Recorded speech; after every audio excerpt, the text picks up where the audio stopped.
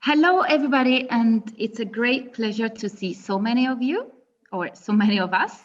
My name is Elena Raviola, and I am Torsten and Vanya Söderberg's professor in design management at the University of Gothenburg. And I have the great pleasure to organize this with Ulla and Agnes to celebrate Barbara's 50 years work in academia. And Agnes, would you like to introduce yourself too? Yes, my name is Agnes Waxén and I'm the press officer at Gothenburg Research Institute, and I have been talking to some of Barbara's colleagues and friends from the years past. For these 2 hours, we have collected some stories around the globe in the search for Barbara, and we have invited some people to help us discuss Barbara's ideas and work and what the future looks like. Our guiding lines have been to follow some traces that we found in Barbara's work, and these traces have taken us to different places in time and space. Our ambition for these 2 hours is not to paint a representative picture of Barbara, but to give some shades of Barbara's works through different voices. There are 2 parts. This first hour, we will see 2 movies Agnes has organized for us. And then in the second hour, next hour, we'll have a panel.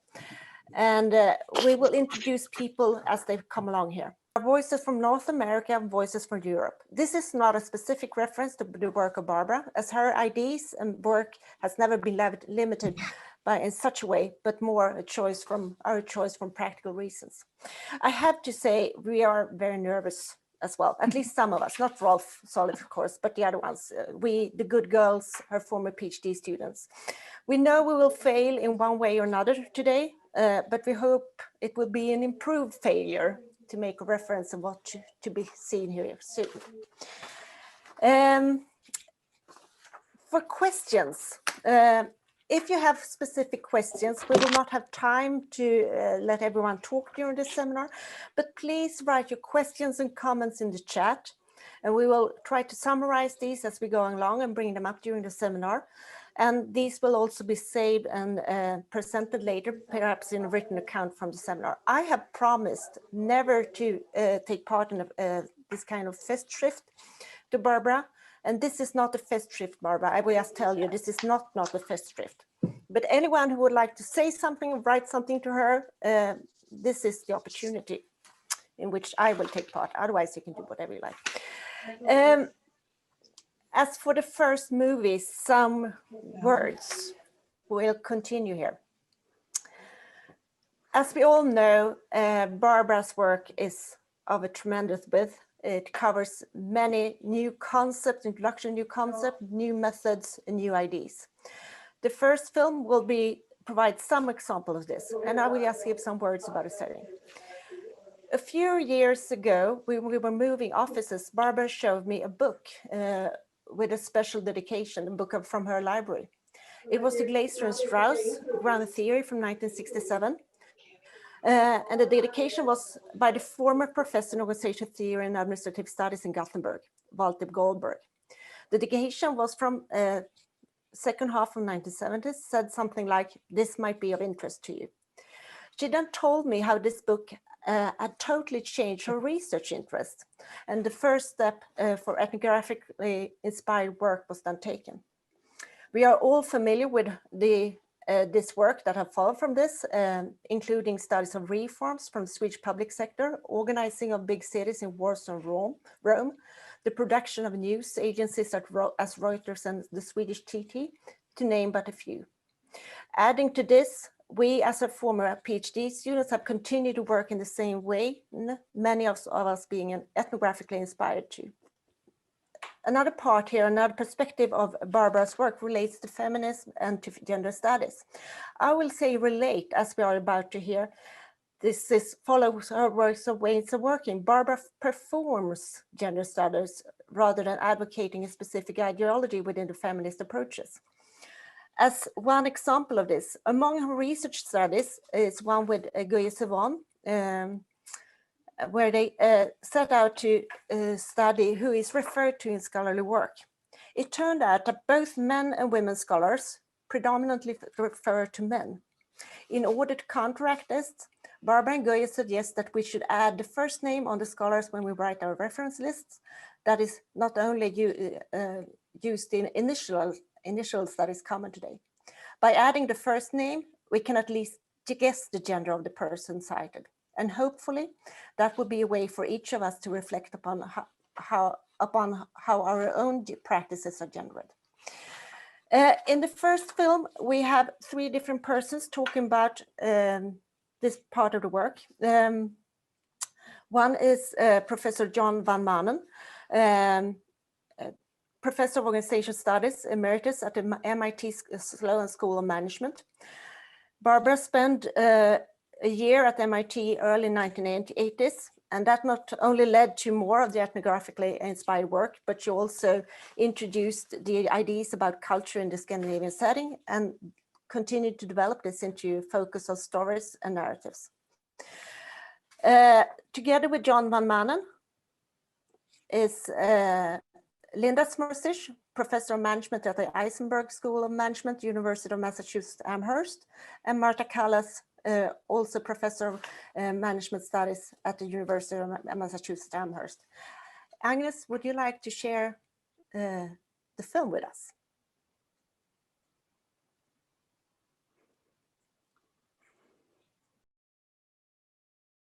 It's like following along in her thought process, and it's very, from time to time, you're going to get zapped, or you're going to get, you know, a zinger is going to get in there. Surprise! She's gonna make some sort of ironic twist where you're going to go, what? Wow! So you're always waiting for the next spark of irony or humor or a surprise. Yes. So it's fun. Yeah, that fun is a very good way to describe her writing, because it's never boring. You can go from beginning to end without feeling like, oh, I have to put it down because I cannot bear to see one more word in this book. No, it's just the opposite. It's, oh, I want to know what is going to be the surprise as we go along.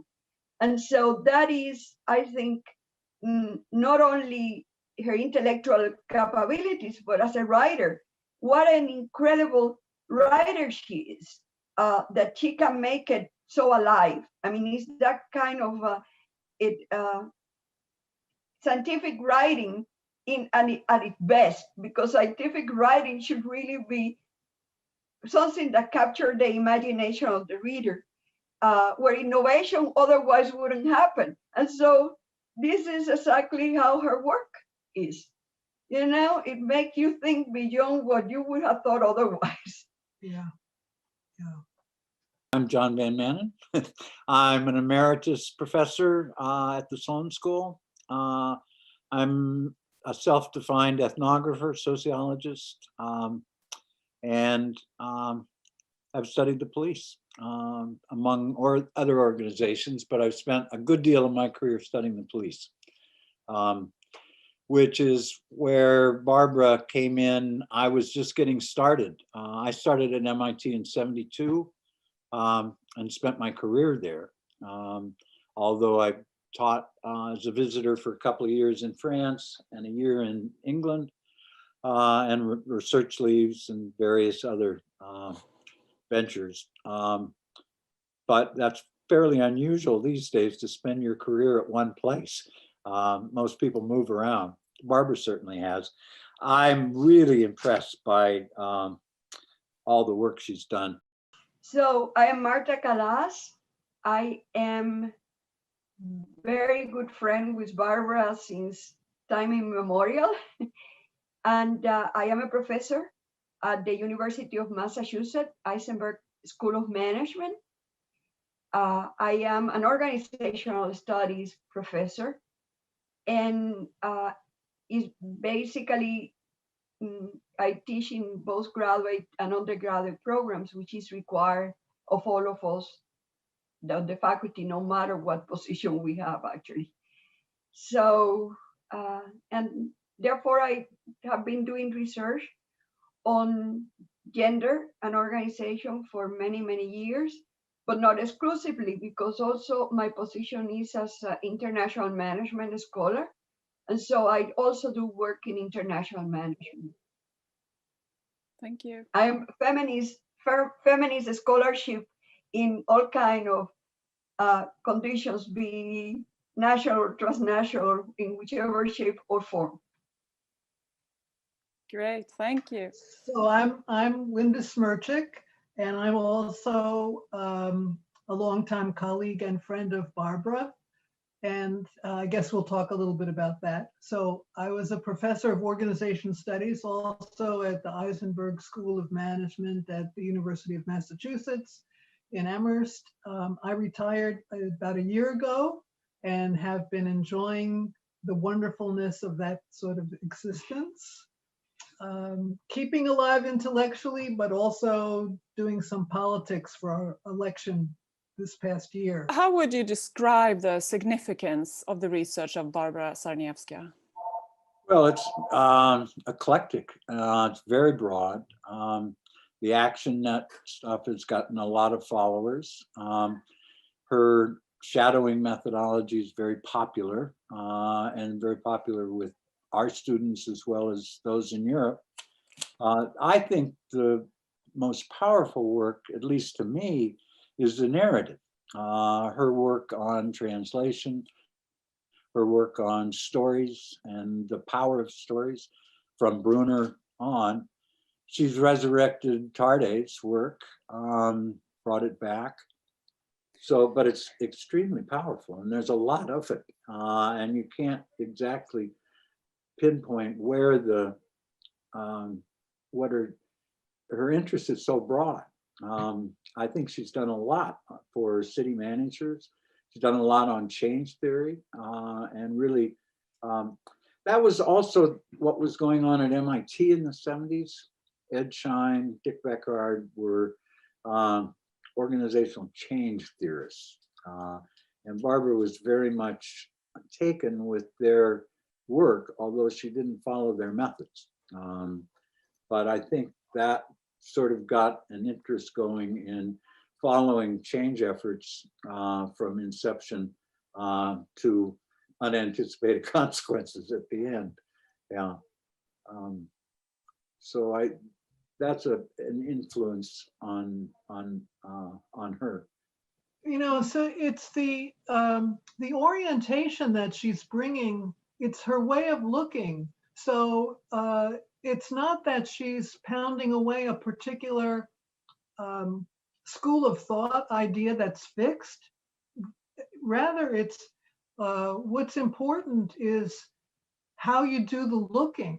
So we have the world that's constantly in motion, and you can train your eyes to be looking at what's happening through this thinking historically, thinking ironically or paradoxically, or the inconsistencies, the contradictions, maybe that's the better word there, and with the critical posture. So it's more the mindset, the orientation. Well, I mean, some people would say that certain critical work is very political, a political meaning in relationship from the politics of the outside world, you know, in a way in which the world may be changed by a particular line of political thinking. And that's not Barbara. Barbara is actually much more the one person that would make us, Linda says, because the world is changing. Yes, because Barbara's work is always in process. And when she's looking at the world in motion as it occurs, she's also paying attention to details that those of us who have a more critical orientation in the sense of more political in that way, we'll go for the big picture and maybe we lose track of what is really creating the moments in which the problems are occurring. And the way Barbara works in the details really give us a different view, a view of these are micro moments in which things are happening, and that those of us who like the big picture and, you know, cataclysmic change may be missing, you know, and then becoming disappointed because the change didn't happen as we expected. And so I think that in a way, when Linda say Barbara's work is ironic, yes, it's ironic, but it's ironic because it's very realistic. You know, it's really this, there is irony in our everyday life. Yeah. And when you see that way, you don't get distracted by, you know, ideologies that would provide, you know, if the revolution came, the world is going to be much better. She doesn't, I don't think she has that kind of posture. That her posture is, you know, we have to really critique at the moment in which the most minute thing is happening. And at the same time, you know, isn't it ironic that this is happening? It is almost like that really very realistic posture. And I think a very sane one, because, you know, we can drive ourselves crazy trying to make rapid change. and I don't think that's where she is. Well, I think her own biography is obviously going to be part of this. I mean, how her growing up and reinventing herself also in Sweden, and you know, being a minority figure in economics and all of this kind of stuff, it makes a difference from in contrast to me growing up in the US with a very sort of perhaps parochial perspective on how the world is, versus when you've lived through the kinds of transformations that she's lived through. You know, it makes a difference in how you see things, and you don't have this dewy optimism about how the revolution is going to come and make everything better, because we haven't seen evidence that that's happening. Yeah. I think we'll be narrating the organization and the series of work that follows on that for 20 or 30 years. It'll be a kind of a classic. I don't know about the fashion and imitation stuff, mainly because I haven't read it all, but that seems to me to be a novel twist. I think our fields, organization theory, whatever we want to call it, institutional theory, the theory is so overstuffed and overwritten. We've got more theory than we could possibly use. And the idea of sorting through it and calling out what is timeless. In some sense, Barbara's revitalization of Gabriel Tarde is interesting because that goes back 100 years in an interesting way of making it relevant again. I think we need more of that. Need more of sorting through the theory rather than adding to it. Although the journals are probably the worst offenders of all. Without the journals' emphasis on theory and making a contribution, whatever it may be. I think of contributions as to Oxfam or the Salvation Army or to your favorite charity, not to theory. But with the demand to make contributions to theory, it flattens the work, makes it inaccessible to a broader audience. We're writing to fewer and fewer people. And I see it at MIT and I see it around the world. So if you just turn towards Barbara, what would you like to say to her now when she's celebrating 50 years in academia? Wow. We love you, Barbara. Yes. That's and there's nobody like you. Yes. That's the thing. The absolute uniqueness of herself as in every possible sense that we will talk about. But we, of course, couldn't be happier to be in her presence in whichever form we would be in her presence, and celebrating her life and work is so absolutely marvelous moment. Thank you. Thank you. I guess at this point in normal circumstances we would maybe, I don't know, clap or something. But I would really like to thank you, Agnes, for these interviews, and would also like to thank John, Marta, and Linda for these dear words in this, as you say, absolutely wonderful, marvelous moment for us. So before going on and listening to a few more voices about Barbara's work, and then discussing with our panelists, I would like here to take a few moments to catch some words from John, Marta, and Linda, and weave them into my own story of Barbara's work as a means of introducing our next clip. And please go on if you have sort of reflections or things you want to share, please go ahead and use the chat. So for me, the biggest legacy that Barbara's work leaves us with, and probably the biggest legacy that I am also trying to pass on, is her practice of scholarship, her curious, generous, ironic, and grounding making of science, and perhaps also of simply being in the world. And I have to say that in navigating the current developments of academia, as an almost middle-aged scholar and immigrant in Sweden, this legacy has become for me a necessity and a survival kit. So Barbara wrote in a text about her pragmatist influence in 2011 that she, like Martha Nussbaum, believes that philosophy exists to help people to cope with life and work. And this is precisely, I think, what Barbara's legacy is about, helping us to cope with academia and also making it better. So the scholars that you will see in a couple of minutes that I will introduce will articulate this much better than me, but let me please introduce them by pointing at some of the tools that I sort of include in this, what I call survival toolkit. First of all, I would like to paraphrase John van Maanen, and playing with his words, I would like to say that the first tool is to understaff the overstaffed theory in organization and management studies.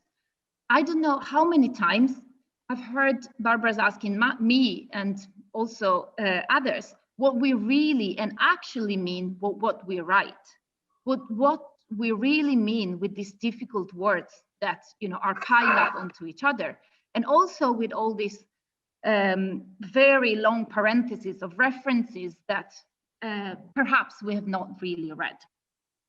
And this is a decisive question, important for younger and older scholars, I believe, not to lose sight of the real world. This is an anti-essentialist but not anti-realist approach, one that Richard Rorty has written about. And this is also a common line of sort of inquiring approach in Barbara's work. This also teaches us that this is a matter of respect for both the readers, for both the reader for whom we write, and also the interlocutors in the field studies with whom we interact. Both the readers should be able to understand the text we write, which is, not always easy at times in the development of our field. And also the interlocutors should recognize their own realities in this text. So the second point that I would like to bring up here is, and that sort of is included in this legacy that I want to bring forward, is that scholarship is a lot about, if not all about, writing. It is about writing. It is about this detailed writing, and it is about writing openly, accessibly, and ironically, as also Linda and Marta point out. As Marta put it, the incredible writer that Barbara is has inspired generations of researchers to a different way of studying and writing about organizations. Her posture, as mentioned before, is ironic and always curious, and I would really like to bring up this curiosity as almost a method of inquiry. It is through this writing that research happens, and not with an a priori ideological stand, but with a genuine curiosity, an ironic gaze. That's why Barbara's writing, for example, is always feminist, even when feminism is not in the declaration of intent. And as Linda put it, you're going to get zapped at some point in the text, And that's a fantastic moment in this, and a fantastic sort of capacity of the text. And that's, I sort of associate with this standing on the boundaries, standing on the borders, standing on the fence between an insider and outsider, and sees ideas traveling around, speaking at some places and fading away in other places. So even when her writing is not about the travel of ideas, Barbara writing permeates the travel and transitions that she has herself experienced through time and space. So in the next clip, we will hear a few words from Guye Sevon, that has been a long-time collaborator of Barbara and friend. And their work on travel of ideas has been very influential, to say the least. Guye is Professor Emerita, retired from a chair in economic psychology at Stockholm School of Economics in Sweden. And between 1993 and 2001, she was also Professor of Management and Organization at Handelshögskolan School of Economics in Helsinki. And she has also been important for sort of our Scandinavian travels because she was one of the 5 founders of the Research Institute Skankor, or the research group Skankor at Stanford University.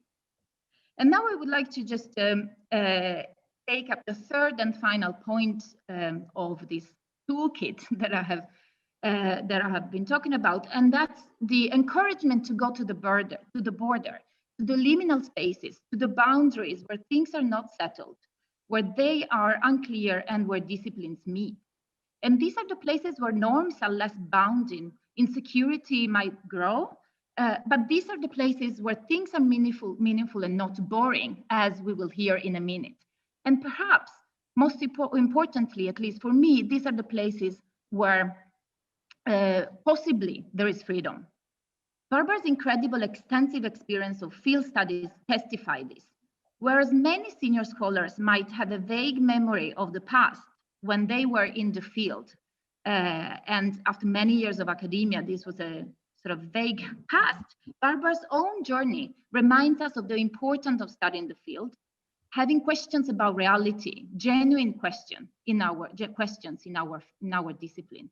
And as she often said herself, this is not about passion for field work, or this is not about passion about a specific field. This is about a genuine curiosity to find out what she doesn't know for real. And this is also the position of, being on these boundaries where things are not settled. This is the position of a thin edge of the wedge that she talks about in this article that also Ulla has mentioned about foreign women in academia. In the video, we will see Fabrizio Panozzo, who has encountered Barbara from accounting and through Anthony Hopwood, and he will tell more about this in the next clip. Fabrizio is Professor of Management at Ca' Foscari University in Venice, and it's sort of also a story from the borders that we would like to share with you. At these borders, new ideas and fashions might be visible earlier than in the mainstream. And Barbara's many novel ideas have been very early for her contemporary times, perhaps too early, as she has sometimes lamented herself. Ideas like translations, narratives, overflows, the influence of popular culture and management, which now are very popular, came in Barbara's work before their time. So I really agree with John van Maanen that we will probably read the narrating the organization for the coming 20, 30 years. And this was before its time. So before getting to the next clip, I would like to just introduce the ones that will talk. So Guye, that I have already introduced, Fabrizio Panozzo, and the third voice that we will hear is the voice of Franck Auchois. Franck is a professor of sociology at the University of Toulouse in France, and he is one of France's most influential economic sociologists and has extensively published in the area of critical marketing and consumer culture, specifically about market mediations between producers and consumers. And you will hear also the story of how Franck has connected to Barbara and also has been very important for Gothenburg. So without further ado, I would like to ask Agnes to share with us the second video. Hello, Fabrizio Panazzo, Ca' Foscari University of Venice, in management, in the Department of Management, and my current field of interest is mostly on cultural management and the management of cultural institutions and creative industries. But my original background is in accountancy, organizationally and sociologically inspired accounting. And this is where I came across the work of Barbara, because she was, let's say, very inspirational for us studying accounting, not as a mere technique of computation, but as a more expanded notion of technology of calculation. And she was fundamental for my work and for the work of many in that field. I am Guye Sibun.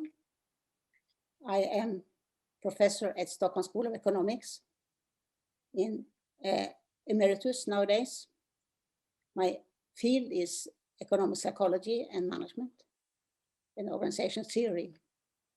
And these are fields that are very close to what Barbara has been doing, working in her career as a researcher. I'm Frank, I'm 56, and I'm married with Natalie, who is a professor in American literature. I have 2 grown-up children and even a Volvo car. So on the professional side, I'm a professor of sociology at Jean Jaurès University in Toulouse, in France, and I'm working in STS and economic sociology. Well, basically, my research is focused on the technical mediations that connect supply and demand. And so like marketing, packaging, self-service, all kind of mediations and technical mediations most of the time. I also address a variety of strange objects like feminine care products and sanitary masks recently because of the COVID crisis. So when was the first time when you interacted with Barbara? It was during my doctoral studies. I actually wrote to her. I was conducting my PhD research under the supervision of Anthony Hopwood, a close friend of Barbara. And I came across her work on the public sector originally because my interest was in accounting in the public sector and the way in which accounting was instrumental in designing a new notion of what the public organization should do and how. And at the time, she was involved with she had started with other scholars in Europe, a very peculiar way of looking at the way in which reforms were being copied from one country to the other, and how reforms looked the same, more or less. And she came up with this, together with others, with this very interesting notion of management as a new Latin, management as something that was spreading as a language, and sometimes being becoming a dialect locally, or constructing a new language, sometimes just being replicated over and over again with the same English words, but also, and that was the peculiar angle I was looking at, the way in which the same words and the same inputs are actually translated in other contexts. And translation was a fundamental notion that she contributed to channeling into management via, or taken from the work of Bruno Latour, and that was the other fundamental contact point with Barbara, her ability to bring in that peculiar way of looking at innovation and at organizations that Bruno Latour had started, and that was the origin. It is creative and localized and deeply cultural. So if I had to pick one point, is the culturality of management and of management studies, which contradicted and keeps doing it, a vision of management as a technique which is good everywhere for everyone, under every sky and under every condition, because it is based on the Western rationality of performance, calculation, maximization. But this, of course, is not true. But we deeply, desperately needed and still need someone that would frame this understanding of management as a practice, management as something that is done locally by humans that have histories and have institutions. Management happens within histories, cultures, and institutions. And in practice, we all know, they all know, people in practice, they all know that this is the case, that what they are doing is an exercise of translation. But Barbara helped us understand that the translation can be a conceptual framework. So translating is, from its Latin origin, it's not only, I would say, it's not only a matter of meaning, it's a matter of place. You translate, you move things. You can move humans from one place to the other. And when you translate, you lose meaning, because meaning gets lost in translation, but meaning gets added in translation. And what you end up with is a never-ending process of adapting to the local, while at the same time speaking the global or the general. This is why Latin, as an analogy, was particularly significant for me as a doctoral student at the time, mostly coming from Italy and from the country that originally generated that language and that mechanism of government, because Latin was not only a language, it was a way of doing things and a way of doing government across Europe. So governmental mechanisms have been translated for 1,000 years across Europe. And this idea that management, at the time, we're talking about the late 90s, management was doing the same. What management was creating unity, while at the same time allowing for the possibility of interpretation, localization, even ironic localization, the possibility of playing with words. And that was something that was a great interest for me. The mistakes in translation. You pick a notion and you adapt it to your local context by making reference to your own language, to your own institution. Basic notions like performance or notions of control, they can mean something which is radically different from the original Anglo-Saxon notion embodied into management, because they have to negotiate space and meaning within an institutional construct. And that was, I think, particularly significant for my understanding of management in general and accounting in particular as the quintessential objective formula. We think of accounting as something that should be the same because it is about numbers. But the fundamental contribution of Anthony Hope on the one side and on the accounting side and Barbara on the organizational studies side was to train us, our generation, to train us in this capacity to look at technique as something that gets incorporated into societies and cultures. Well, I think we first met in 2002. There was a conference in Gothenburg. The name was Elusive Consumption, and it was an important conference for you because it was to celebrate the launching of the Center for Consumer Research, the CFK. And but I was there as a substitute of Bruno Latour. I think he could not come. And so it was a strange experience because I was lost among US stars in consumer research, American scholars.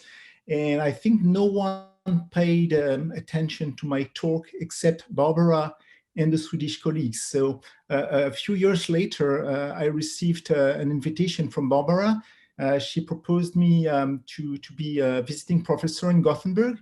And it was quite a commitment because it was for 2 months a year period for 4 years.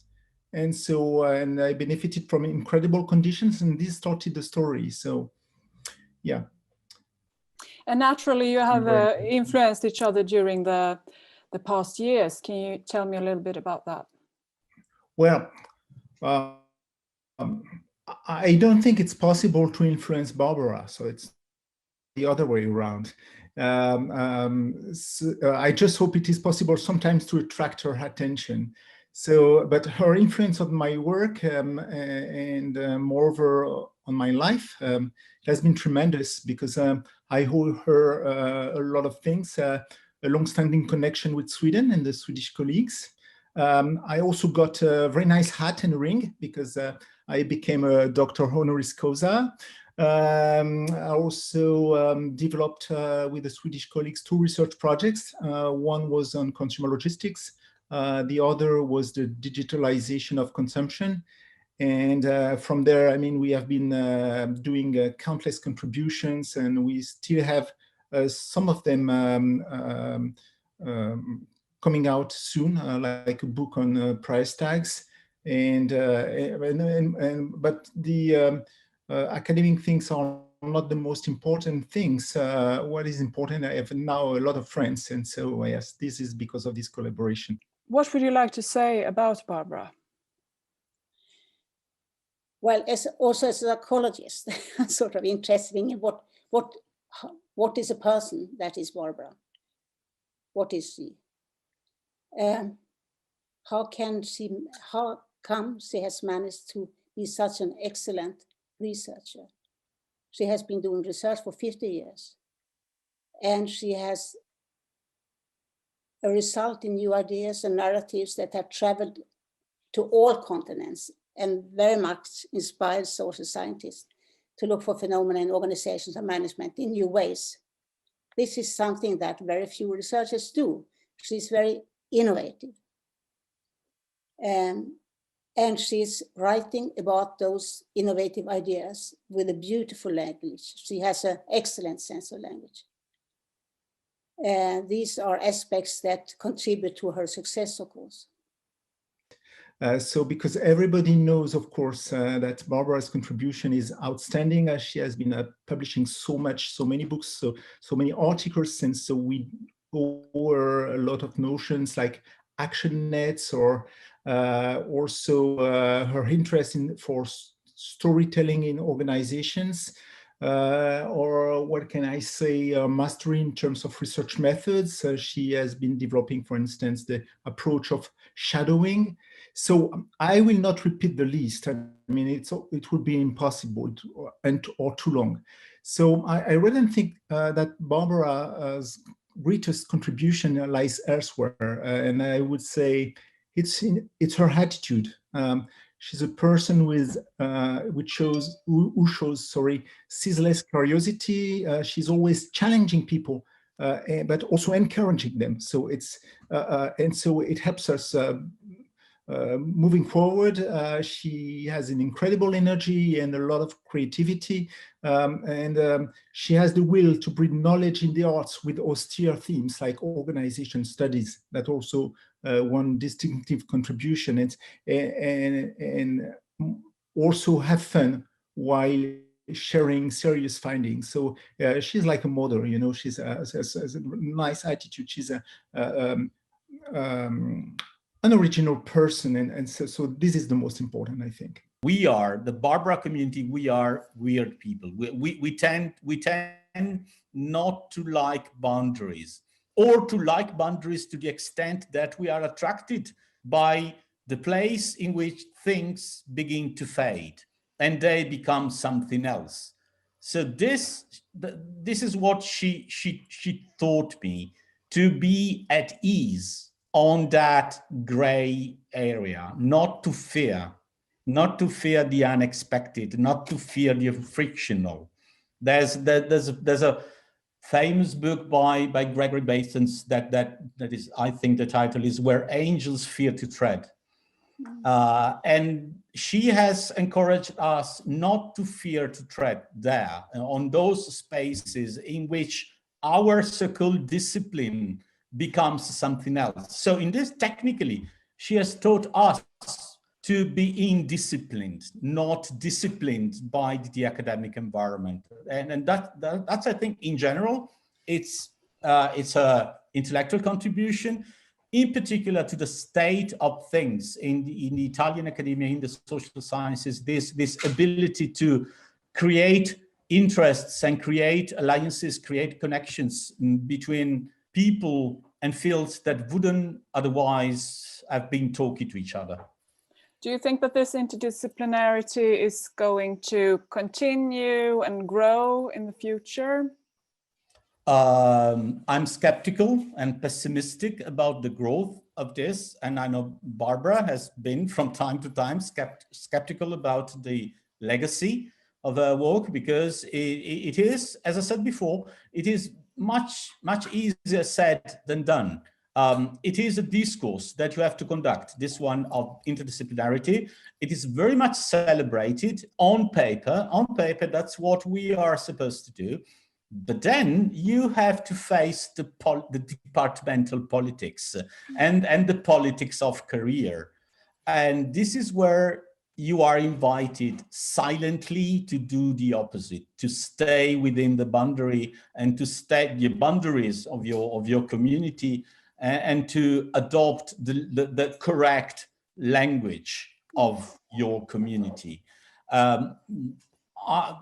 Management studies, they've been through cycles. I think the beginning of the century, in the late 90s, early this century, I experienced a much more open and receptive intellectual environment to proper interdisciplinarity. There was a genuine interest in conducting this type of research. And after that, I've seen the discourse increasing, but the practice is decreasing. The discourse has boomed, but then the fields, my feeling is that the fields have been closing up recently, despite notions like sustainability that would invite us to cut across fields. But the mechanisms of knowledge production, they tend to force us into domains that we label. But again, that's the beauty of it. We need to fail in that endeavor to cut across boundaries, because we need to fail better every time. And I think the history of Barbara, if I made intellectual history, is a history of failure, but always an improved failure. So she has failed better every time. Every time she has taken us on a boundary, we've been trying to cross that boundary. We've been trying to create connections. We have politically failed. We haven't been able to really construct an interdisciplinary community across Europe, or comparatively said, the others, those that remained within the mainstreams, within the boundaries, they have been better. They've been much better than us in terms of career, in terms of credibility, in terms of so-called measurement of performance, of the impact of knowledge. Their numbers are better than our numbers because they've been able to control the discourse, but we had much more fun. Thank you, Agnes. Thank you, Guye, Fabrizio, and Frank, for these wonderful words about Barbara's work. And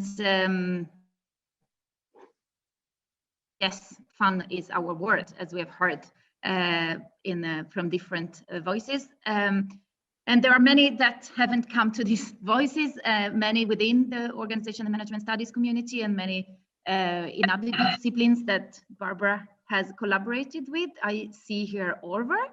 I think that the overflow work with Barbara and Orvar will also become a classics, but I will not say more because I have a vested interest in this. But before we take a small break, I would just like to say, everybody, that if you have questions or comments, and I see that Pierre has commented, if you have questions or comments, please write in the chat. That would be very nice. And I just would like to see if Barbara wants to say something, or if she wants to take a break. She wants to take a break. Yes, okay. Wonderful. Then let's take a 5 minutes break and be back at 15:01. Is Barbara back? Yes, she's here. Barbara, could I ask you a question, and you can just give an estimation if you're not sure. Could you say how many co-authors you have had?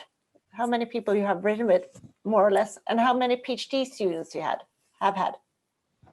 Yeah, the second question is easier because I think it's 42 or 41. As to the first one, I really don't know. Okay, but we have, at least that anyway, we have collected some of your co-authors for this next session here, and it's time for the panel. And for this, we have invited Kerstin Salin, Professor of Public Management in the Department of Business Studies at Uppsala. Currently the third Vice President of Royal Swedish Academy of Sciences and Chair of the Research Program, WASP HS. WASP-HS. I don't know how you say that in English, Kerstin, but we're very happy to have you on the panel. The next person on the panel, another co-author here, is Rod Solli, who has been the director of GRI, but he is also, of course, Professor of Management Studies, especially focusing on processes of management, leadership, and accounting, mainly in context of public sector organization. Rolf, I hope he's here somewhere. It's hard to see him. The third person, he is representing the 41 or 42 of us. Kjell Tryggestad, if we are correctly informed, you are the first PhD student of Barbara. Today, you're professor at Handelshögskolan in Inlandet, the Faculty of Economy and Social Sciences in Norway. And if I may just roughly summarize research, it's about objects, materiality, and buildings. That's a very rough introduction here. Sabina Siebert is the fourth person on the panel, and she is a professor of management in the Adam Smith Business School, University of Glasgow. You collaborate with Barbara, for instance, on the topic of spies. But you also do studies on advocates and the parliament. We are very happy to have you here in this panel with us. And just a brief tour of the table as a start with. And we would like to hear if you would like to share your first encounter with Barbara. So Kerstin, you're first out here. Okay, thank you. Well, I came to the F section at Stockholm School of Economics in 1986, just after I had received my PhD from Umeå University. But before 1986, I was also a regular guest at the F section. It was during one of these visits that I met Barbara the first time. This woman, Barbara. And I was extremely impressed.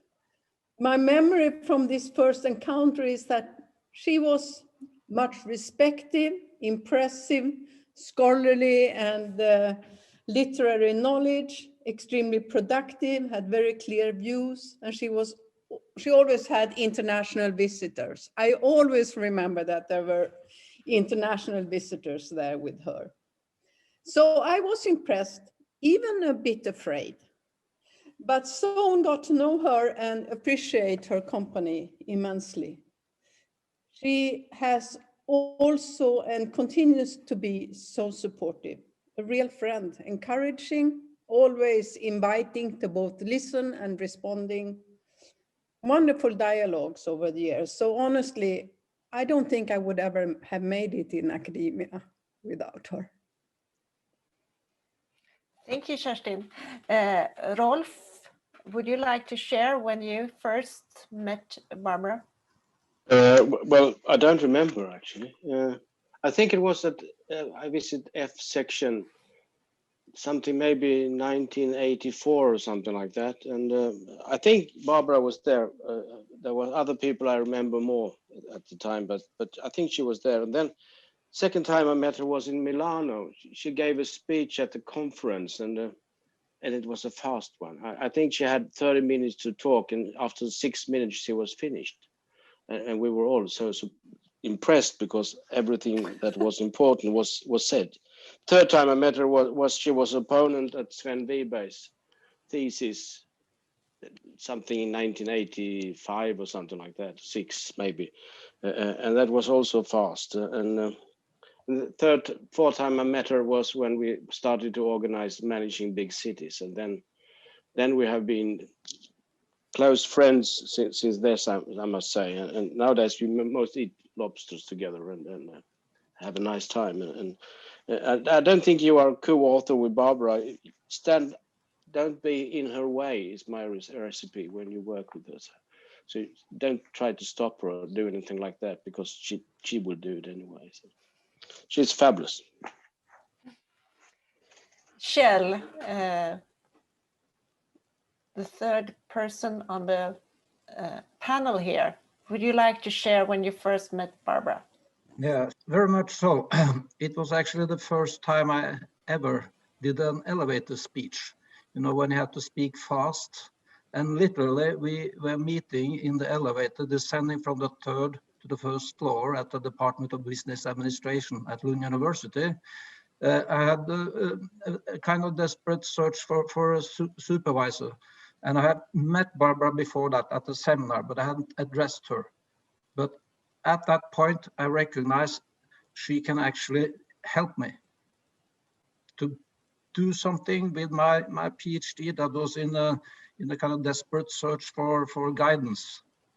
And she said yes during that elevator speech. It took about 10 seconds, I think.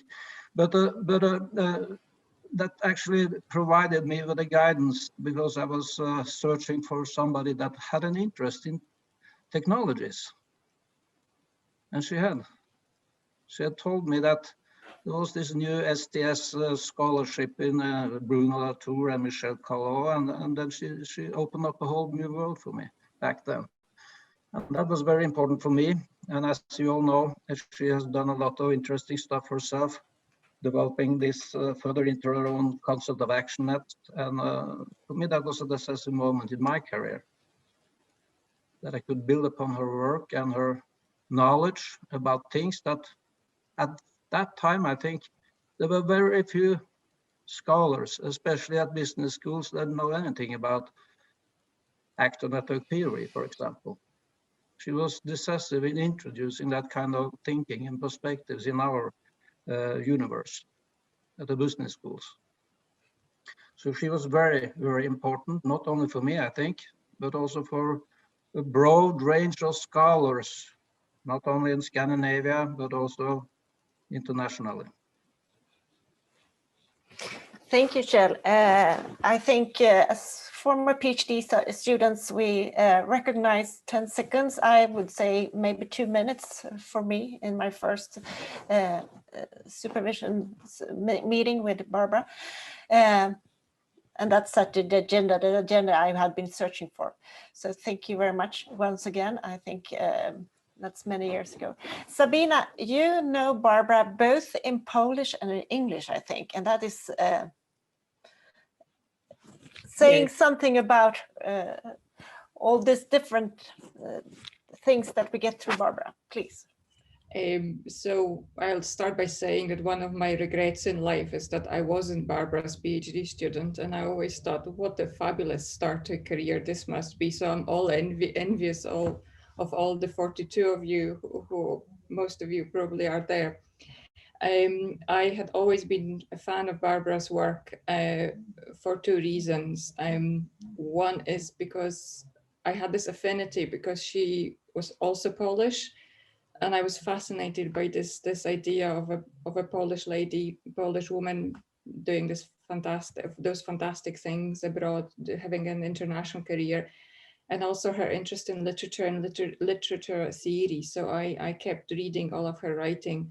And one day I just plucked up the courage and wrote to her, introduced myself, and asked if I could come along to Gothenburg. So I flew in for one afternoon, and we spent hours and hours talking. And I asked her all the questions that I ever wanted to ask, but I was scared. But I asked them those questions took copious notes, and that meeting completely changed my life professionally and personally in many ways. So I keep asking Barbara questions every day by text or by phone and by email, and she always very patiently answers them. Thank you. Thank you for sharing this.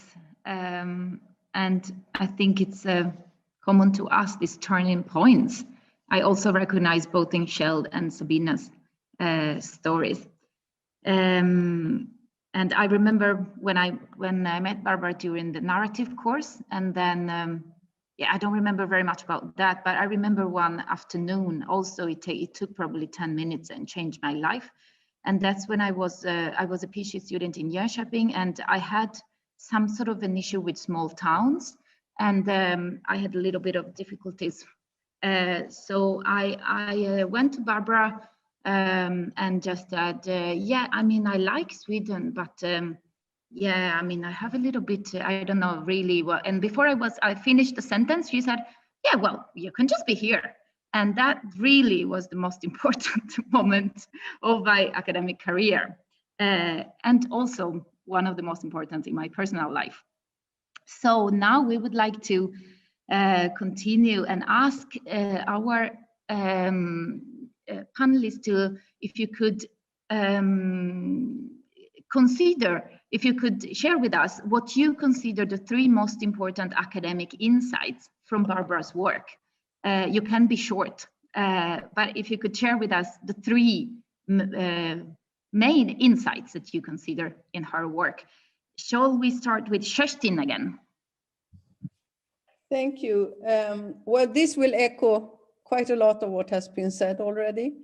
And to be short, I won't go into individual concepts or texts or ideas, but my three points I would bring up here is that first, always to be open, curious, and find inspirations from many sources. Be very, knowledgeable about how you combine these insights. Insights, be they theoretical or from other fields or from literature. The second very important insight for me is that the most important things you learn from the field. Take field studies very seriously. Listen and learn, and listen also to your own ideas that you get from the fields. Field studies has remained the most important inspiration also for me if I look back to where I learned a lot of things. And a third academic insight may be a bit more personal. I think I've learned, and I share that with many others, to believe in my own ideas, to develop and discuss them, to trust the data, find my own style of writing, and also how, of course, I say things is important. So about writings, words, formulations, and style are important, and just don't copy others. Find your own style. Thank you. Thank you, Kerstin. I think we can recognize a lot of also. Rolf, what are your 3 main academic insights? It's a very difficult question. What is 3? Is it 33 or what how many 3s could you have? But I think 3 sorts of publications that strike me for the moment. One was about these paradoxes in control. That was a sort of eye-opener. And I think I understood a lot of things much better after that, actually. So Paradoxes was one sort of book, a very interesting book that she actually had stolen from me, so I don't have it anymore. And she got lost, gave it away to someone else. So if you find it, she wants to say something, Rolf. Okay, no, yeah. She doesn't want to say something. No. The second one is he's lying. He's lying. I mean, no, I'm never lying. Book. Truth.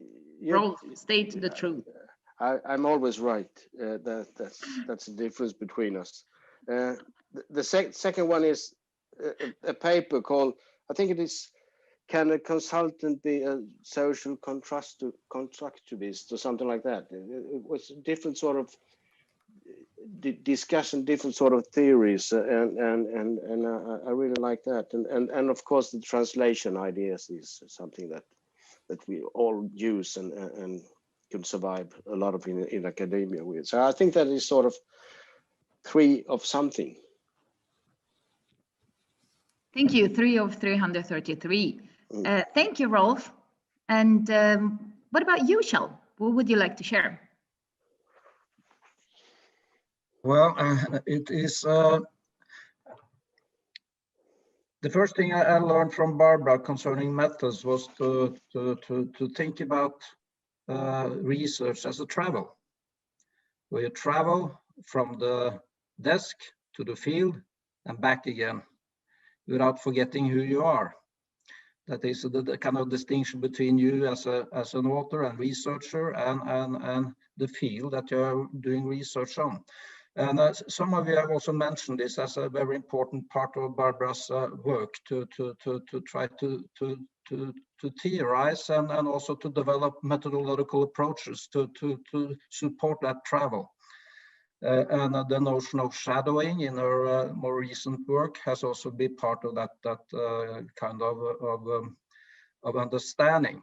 That was important for me as a PhD student, and also when I'm supervising my own PhD students, I try to draw attention to that insight. And of course, Barbara's work on the narrative approach, and also the work, as I mentioned, drawing upon actor-actor theory and her action nets. These are part of the important legacy, and also the part of the things that I find very useful even today. So it's not only about legacy; it is also about the future with my own supervision. So I'm very thankful for those tools and devices that you have equipped us with, Barbara. Thank you for that. Thank you, Kjell. Barbarian Cyborgs. Sabina, would you like to share something? Your 3. I won't be original in saying that Barbara is the advocate of fieldwork, so as opposed to many scholars who are into armchair theorizing. Barbara always wants to see things with her own eyes, and she's never delegated fieldwork or to other people, and she always did collect her own field material. So that's one thing, and it appeared in several contributions here today. Secondly, it's the relationship between understanding of management and the literature, which I completely love. I've got my PhD in literature, and I always was fascinated with the idea of literary theory and how it helps us understand social behavior. And Barbara does it wonderfully, and she legitimizes the use of literature. So in many ways, her books answer the question, is it life imitating art or art imitating life? Which way is the arrow pointing? Are we learning about management from films and books, or are the books written as being inspired by real life? And Barbara was one of the first people who had courage to write about it and legitimized this approach for the rest of us. And finally, the third thing is her style of writing. I just love this style of writing, and I use it almost like as a workshop.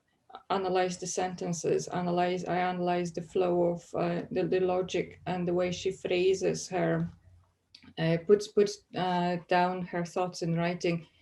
It's a wonderful style full of literary devices, irony, grotesque, satire, self-deprecating tone at times, rhetorical devices, rhetorical questions, paragraphs starting with questions. It's a wonderful style which makes complex ideas really pleasure to read. So that I would say is the third lesson that I take out of Barbara's work. Thank you. Elena, I have to say, I'm very impressed by all these presentations, because I don't know if I could stay by 333, of course, not even that. So I don't know, what about you, Elena? Yeah, well, we can go to the next question. We can go to the next question. Yeah, that's better. So our next question is, what happens today and how these ideas are developed in the contemporary and future research work? Because we are standing on the shoulders of giants, and we would like to discuss what happens, what you see coming based on all these different ideas and the different approaches and contributions made by Barbara. Kerstin, we ask you once again to be first out here. Well, this is the most difficult question, because I feel like I'm an old sort of looking back. Everything was much better before. I do think there is a tendency for many scholars to just follow the predefined format about how to publish, how to do research, how to formulate research questions, and how to write, to follow the crowd and to think too much in terms of schools of thought. Too many do the same thing.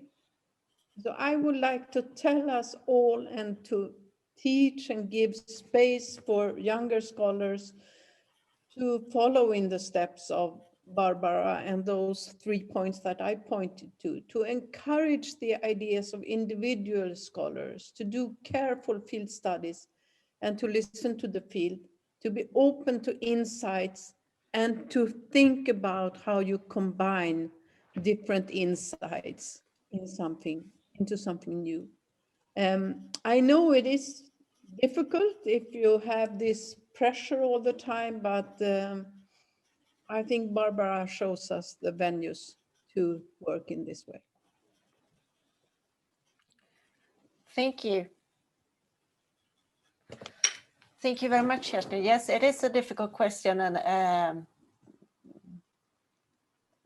yeah, that's also why we would like to have this kind of to see what happens discussion.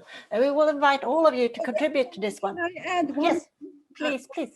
Because I think that what another thing that has not been emphasized here is that Barbara has always been careful to point to the fact that if we live in Europe, we should also appreciate being in Europe. And if we live in Scandinavia, we should appreciate being Scandinavian scholars and not only looking at ourselves as we are in the periphery of the big sort of American publications and thoughts. And I think that we have to encourage also younger scholars really to think about the European, Scandinavian, wherever you are situated. That comes with listening to the field, of course, but it's also the theoretical fields. Mm-hmm. I totally agree, I have to say. We will make a tour around the panel right now, and then maybe you can comment upon each other. We ask Rolf to give a next comment here and see. I must say that Kerstin did put it in a beautiful way. Maybe I would say it's not only young scholars that should publish. I think we who have something to say also should do it. So I hope we see much more of Kerstin and Barbara publishing, and then so that's the only thing I had to add on. That was thank you, Rolf. Kjell, would you like to? Yes, I will be happy to comment on this. Actually, it's only a few weeks ago we had one of these Zoom seminars with accounting scholars in Trondheim Business School. Johanna Pettersen was commenting on a paper that Peter Skarbæk and I was writing on. It was about a police reform in Denmark. I haven't said that I was working at Copenhagen Business School since 20 years back in time. And she said, why don't you think about this as a traveling of organizational concepts in time and space, she said. And suddenly she was using Barbara's notions of traveling, of translating organizational change. And the reason why is that this stupid police reform that they have done in Denmark are now a copycat version in Norway. And I say stupid because it has been an ongoing scandal. People are robbed and not getting help and all that kind of stuff. And the reason why is they have centralized the police organization using management accounting and controls and economics to justify the new centralized police. There is no connection to where people are living anymore. Right? And the same stuff is going on in Norway. It's a complete copy. And a core issue here is that you have these consultancy firms like McKinsey that are using economics theory of span of control, centralization, and economies of scale. And all these things are playing out again and again. We see it also in the Danish hospital reform. We see it in several major reforms in our Scandinavian societies, that these kind of management concepts are copying, pasted and circulated to other countries. So we will actually try to do something more on this topic. That sounds very exciting. I'm very much looking forward to see this. If you need some access, I guess we'll have someone who can help you out to see what happens within the Swedish police force as well. Thank you. Sabina, would you please? It's a very difficult question. I found this one most difficult to answer, in that I see the role of Barbara's writing in our lives as I said earlier, legitimizing our approaches, legitimizing our unique interests, and not following what was earlier described here as the politics of the career. You know, we should all have the same courage as Barbara has in terms of speaking with her own strong voice, in many ways ignoring disciplinary boundaries and ignoring the pressures that the new neoliberal academia places on us. So I would probably say this is where her work has most influence on young people and gives us, I'm not counting myself in the young category, but younger people courage to speak with their own voice. And in terms of the actual ideas, and especially now with the pandemic and what's happening, I have always been fascinated with Barbara's work on materiality and technology and how materiality affects us. And the pandemic has brought about the whole question of how we perceive materiality. Do we really need those buildings around us? This event is successfully taking place without one building in which we are all located. So Barbara herself wrote in one of her papers that posed the question, is a school without a building still a school? Does a school need a building? And in the same way, we could ask a question now, is our university a building, or is it a community, is a collegium, or what are we? So I think intellectually, the questions Barbara posed in her work are very significant today and make us all wonder about how we are all connected through technology, through buildings, or in any other ways as a community of scholars. Thank you. Thank you very much, Sabina. Elena? No, thank you. Thank you very much. I would like to maybe open the discussion, and I'm sure that there are many people that would like to share their thoughts or their stories. So please, let's open for more voices to get in. If I may ask, Sabina mentioned the pandemic right now. So I will just ask Kerstin, Rolf, and Kjell, would you like to add something about tools for exploring what's going on right now?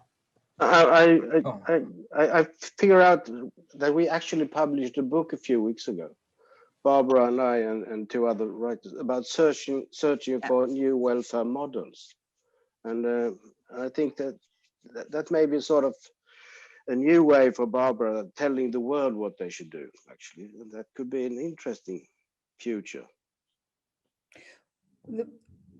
I was thinking also whether, I mean, of course, we have much to learn from the pandemic and from to learn to live with the pandemic, and that opens up a lot of new research questions, of course.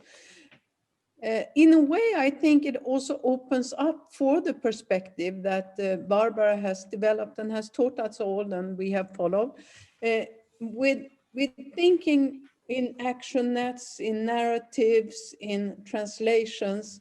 So maybe the world is becoming more ready to sort of really, because everyone has had to question the taken for grantedness. We have all seen the paradoxical way of living and the complexities we live with in a daily life. So maybe this is the time when we really people can listen to these kinds of research results that sort of question our taken for grantedness of structures and boundaries, as we have talked about today, and planning. Yes. Kjell, would you like to? As I mentioned, my first own kind of issue with technology was very much helped with Barbara as my supervisor. And now we are sitting here over this interface, a new technology interface, which is a kind of adaptation to another non-human, this virus.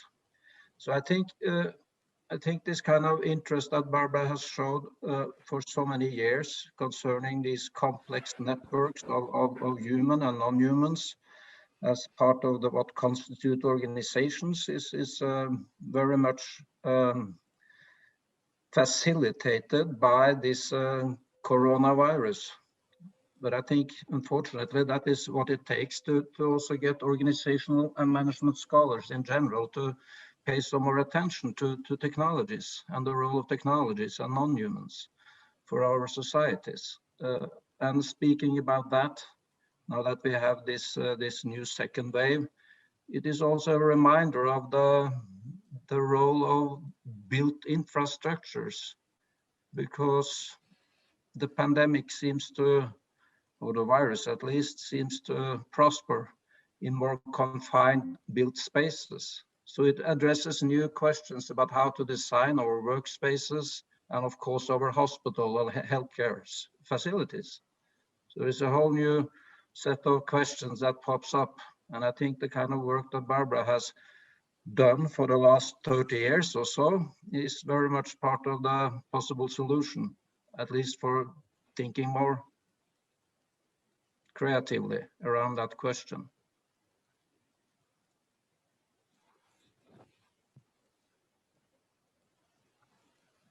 Thank you. Thank you very much. That is very well put and quite intriguing. We have the tools and now we just have to go out and study this. Barbara, would you like to add something to this or? No, but I see that there are people in chat that wanted to say something, like Hugo, for example. Yes. Elena said to him, please share, but he didn't get the voice. No. Hugo, where are you? I hear, just listening. Hello, So Hugo. how are you? Very good to see you. Well, I felt it was better to write and share my experiences, but I have a much probably more emotional and rational, a mix of emotional and rational relation with Barbara. I would say that, I said something that this capacity to shift from one language to the other, that in particular in our case, like maybe you as well, Elena, and myself. So Barbara is fluent in, I don't know, at least 4 languages, probably much more than but I can speak in English with her, but also in Italian. I tried to teach her Catalan language and Spanish, but we have no time to do this. But we met, what I say, so many times in Barcelona and Buenos Aires in very Spanish context. But nothing else to say. That I would say that I have always this feeling that I'm permanently following her, even, from probably more intensively after finishing my PhD, really.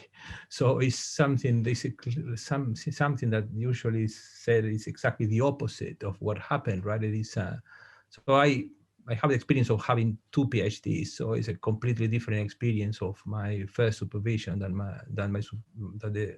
the way of working with Barbara, and really extremely happy to have her in my life. Really, it's a permanent presence there,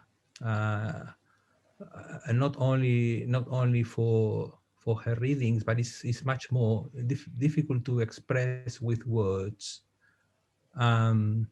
But she's always, I know that she's always there, really. This is absolutely fantastic.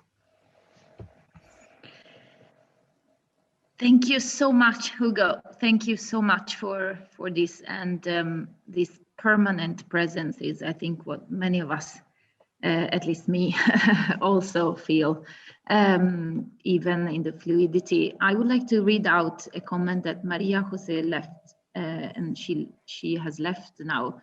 And she writes, and I think that also many of us can relate to this. One of the main things that she admires about Barbara is how she takes care of younger researchers and connect them through her action nets. And I think that's really,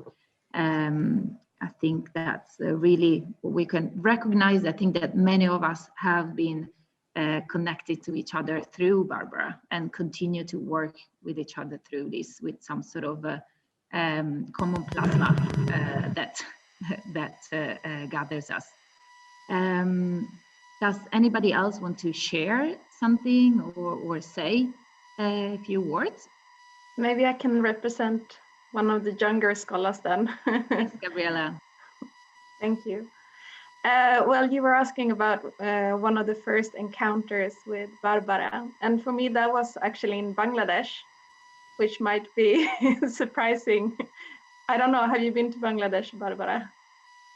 Or did you know you have been to Bangladesh? It was an encounter with your writings, rather. So one of the books that I was recommended to read and to bring was Writing Management. And I thought it was extremely useful when doing my fieldwork. I was talking to a lot of workers working in the export-oriented garment industry on wages. And I was also talking to managers and people at very different positions and from very different views.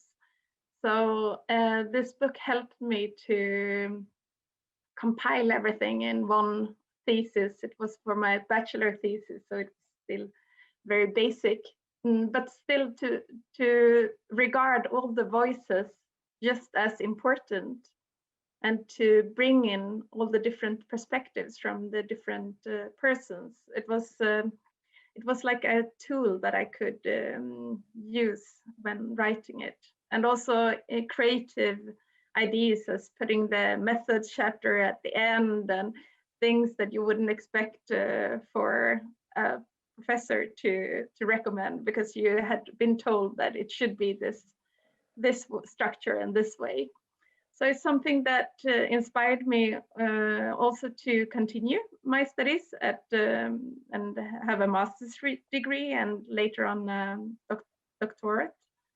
And it's something that I try to bring to my students when I teach now as well, and to bring some of that knowledge further as well. So thank you very much, Barbara. Thank you, Gabriella. Thank you.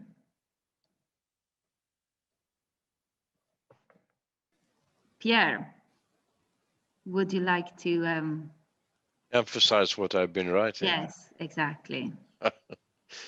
No. You have been. It's an amazing intensity, stubborn. Oh, Pierre, you just muted. Wait. Pierre, you happen to mute yourself just after stubborn. Am I unmuted? Now, yes. I'm You stopped at stubborn. Somebody muted me. Oh, shit. Anyway, no, but intensity, stamina, courage, and waking up, and sort of also being able to establish yourself and helping a whole generation in this hermetic, I would say, Swedish landscape, because it takes you have to be pretty clever, I think, in order to be able to say all that you said and influence people in the way you did in this territory where you are working, and you've been so successful doing it, and a model for the future, maybe the future welfare state. I don't know, but you are amazing, and it's fantastic. I mean, we all know exactly what it means when Barbara listens to something and really gets kind of very, what shall we say, sour expression on her face. And you think she doesn't like what she listens to, but actually she loves it, and she would have loved to say it herself. So and probably write it herself too. So you see that, she got an idea, and now she's retiring, and 2 more years and there will be a book. No bullshit, action. Thanks, Barbara. Thank you very much, Pierre. Thank you. Linda, would you like to share? Maybe Linda left. Maybe Linda left. Maybe Linda left, yes. And I have to say, on a different note, it seems like you also attract a number of dog lovers. Usually I would see Barbara taking photos of cats, but it seems like your friends really are into dogs. Congratulations, Barbara. So, I don't know, if, Barbara, if you have a comments to the animal issue here. Well, as to dogs, I just 2 days ago saw the movie Dog Days. I really recommend it. It's mostly about dogs, but it's a very good. It keeps you in a good mood during those gray pandemic days. Well, in general, I'm so moved that I'm ready to cry, but I'm not going to offer this performance this time around. I will do it after you're gone. Well, what I wanted to say that it's amazing for me how you present me as a sort of unique person, but you perhaps you don't realize how much of it is luck. To begin with, I'm from a lucky generation. My parents and even my older brothers, I mean, they went through wars, through God knows how many traumatic experiences. Okay, you guys in Sweden don't know it, but we people from other countries know it. So, my generation is very lucky in that sense that we never suffered, well, until now probably, or something. And then there is also personal luck. I just read somebody, now I forgot because I didn't think it was so relevant, but I was thinking about that too. It's not only hard work and ambitions and all this stuff that we are told at school. There is also a sort of help from luck. And I made quite a few very stupid decisions in my life that were very lucky in consequences. So that's so much for the rational decision making. Because of course you could make a rational decision if you could foresee consequences, but nobody can. The foreseeing of consequences assumes that everything will be like before, but you know, if that was the problem, we wouldn't have any problem.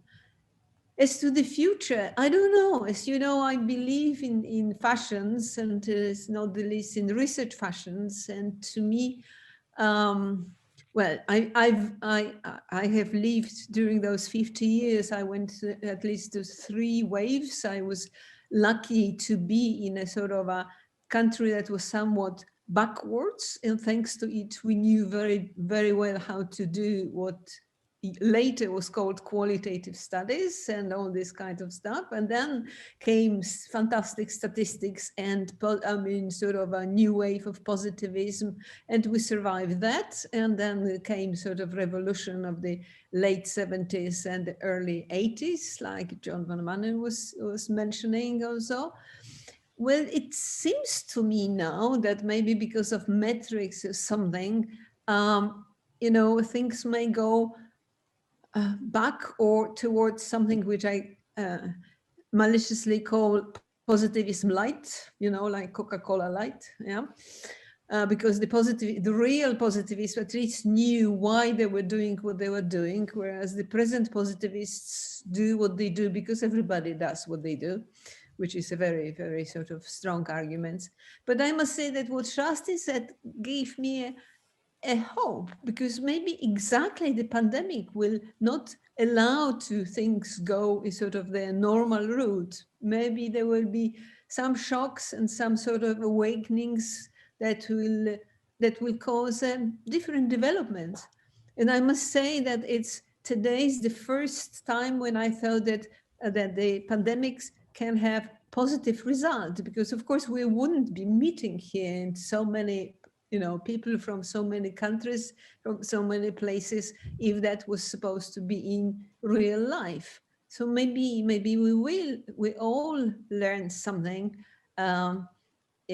different, and you know, that can take a different way, which I'm not able to predict, because it's for you guys, for you younger guys, because there are some people in my age here too.